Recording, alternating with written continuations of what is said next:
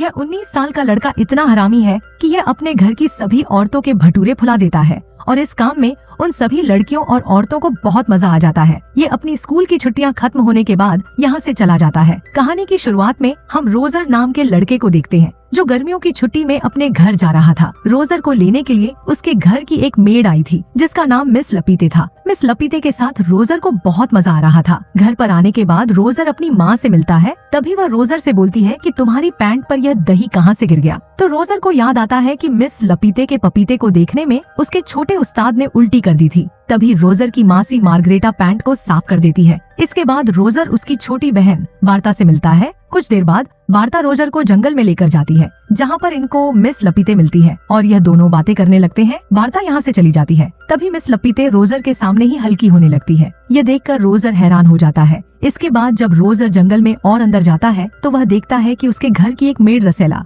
किसी आदमी से अपनी बिल्ली बजवा रही थी। यह देखकर रोजर की फट जाती है। रोजर यहाँ से भाग जाता है। इसके बाद रात का खाना खाकर रोजर अब अपने रूम में सोने के लिए आ जाता है। लेकिन तभी रोजर को बाहर से कुछ आवाज आती है। यह अपने रूम से बाहर देखने लगता है। रोजर देखता है कि घर की एक मेड हेलन झुककर खड़ी थी और कोई आदमी इसका तबला बजा रहा था, लेकिन रोजर उस आदमी को नहीं देख पाता है। इसके बाद रोजर सोने लगता है तो इसके बिस्तर से वार्ता निकलती है। वार्ता रोजर को बताती है कि हमारी मासी मार्गरेटा अभी तक जवान है क्योंकि उसे मर्दों से बहुत डर लगता है। लेकिन रोजर वार्ता की बातों को अनदेखा करके हेलन के ख्यालों में ही खोया हुआ था। तभी यहाँ पर वार्ता की बेबी सीटर कैट आ जाती है और वार्ता को यहाँ से भगा देती है। अगले दिन घर की सभी मेड नदी किनारे नहाने के लिए जाती है और उनको देखने के लिए रोजर और वार्ता भी यहाँ पर आ जाते हैं। तभी गांव के कुछ आदमी अपने काम पर जा रहे थे, लेकिन ये सभी जब इन लड़कियों को देखते हैं तो ये सभी यहाँ पर रुककर अपना पप्पू इनको दिखाते हुए उनके सामने ही हल्के होने लगते हैं। इतना सब कुछ देखने के बाद ये मेड कहाँ पीछे हटने वाली थी, इसीलिए यह सभी मेड भी अपना तबला इनको दिखा देती है।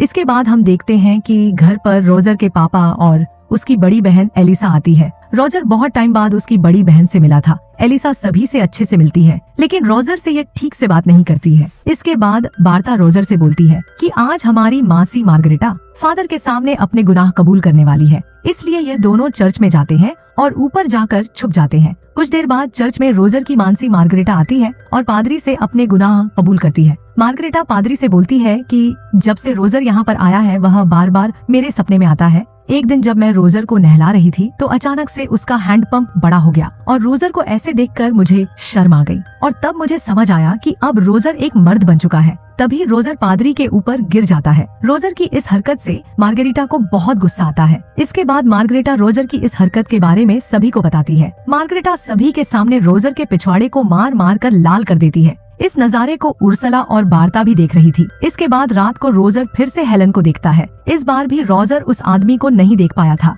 हेलन का कार्यक्रम फ्रैंक नाम का आदमी भी देख रहा था। इसके बाद रोजर ऊपर फ्रैंक के रूम में जाता है जहाँ पर रोजर को मियाँ खलीफा की बुक मिलती है। रोजर उस बुक को अपने पास रख लेता है। अगले दिन रोजर उस बुक को लेकर मुर्गियों के घर में घुस जाता है और मियाँ खलीफा के सफलता के बारे में पढ़ने लगता है। तभी यहाँ पर उर्सला मुर्गियों को दाने डालने के लिए आती है। इसके बाद एक नौकर यहाँ पर आता है और उर्सला को खिड़की में बंद कर देता है और बाहर जाकर उर्सला का तबला बजाने लगता है। ये देखकर रोजर उर्सला को बाहर निकालने के लिए जाता है तो उर्सला बोलती है कि थोड़ी देर रुक जाओ, ऐसा एहसास मुझे पहली बार मिल रहा है। जब रोजर बाहर जाकर देखता है, लेकिन तब तक उस नौकर का काम हो गया था। इसके बाद जब रोजर घर के अंदर जाता है तो वह एलिसा की बुक को मियाँ खलीफा की बुक से बदल देता है और यहाँ से बाहर चला जाता है। जब एलिसा मियाँ खलीफा के कांड के बारे में पढ़ती है तो उसे भी मजा आ जाता है, इसीलिए एलिसा बाहर जाकर बुक को पढ़ने लगती है। अगले दिन एक आदमी सभी को बताता है कि जर्मनी ने फ्रांस पर हमला कर दिया है, इसीलिए सभी आदमियों को सेना में जाना पड़ेगा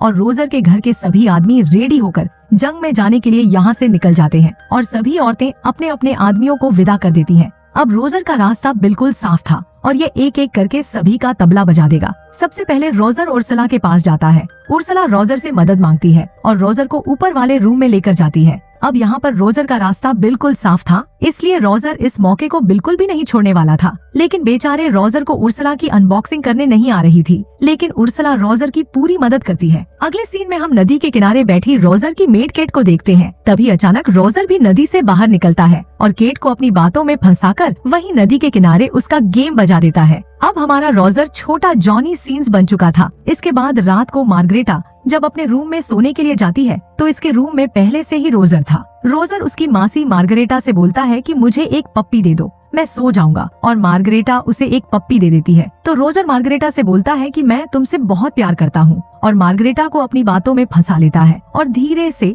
मार्गरेटा का खाता खोल देता है। कुछ देर बाद चाय लेकर हेलन रोजर के पास आ जाती है और रोजर हेलन का तबला बजाने का मौका बिल्कुल भी नहीं छोड़ने वाला था। अगले दिन बार्ता रोजर से बोलती है कि मुझे रसेला ने बताया कि तुमने घर में सभी का खाता खोल दिया है। तो रोजर बोलता है, हाँ, मैं लगभग सभी औरतों का खाता खोल चुका हूँ। तभी बार्ता रोजर को उसकी बड़ी बहन एलिसा को दिखाती है और रोजर जल्दी से एलिसा के पास चला जाता है। रोजर एलिसा से बोलता है कि अगर तुम्हें गर्मी लग रही है तो तुम अपने कपड़े उतार सकती हो। तो एलिसा यहाँ से जाने लगती है, लेकिन रोजर उसे रोक लेता है और बोलता है कि तुम अपने कपड़े यहीं पर उतार सकती हो। और रोजर इसके कपड़े पर अपना हाथ डाल देता है। एलिसा उसे मना करती है, लेकिन रोजर नहीं रुकता है और यहाँ पर रोजर एलिसा का भी खाता खोल देता है। कुछ देर बाद एलिसा यहाँ से जा रही थी। तब बार्ता एलिसा को देखकर समझ जाती है कि रोजर ने एलिसा के साथ क्या किया है। इसके बाद रात को हेलन और रसेला रोजर के पास आती है और दोनों का काम होने के बाद ये चली जाती है। कुछ देर बाद रोजर की मासी मार्गरेटा अंदर जाती है और अब रोजर के बारे में सभी को पता चल गया था। कुछ दिन बाद एलिसा रोजर को बताती है कि मैं प्रेग्नेंट हूँ। अगर यह बात माँ को पता चली तो हमारी खैर नहीं।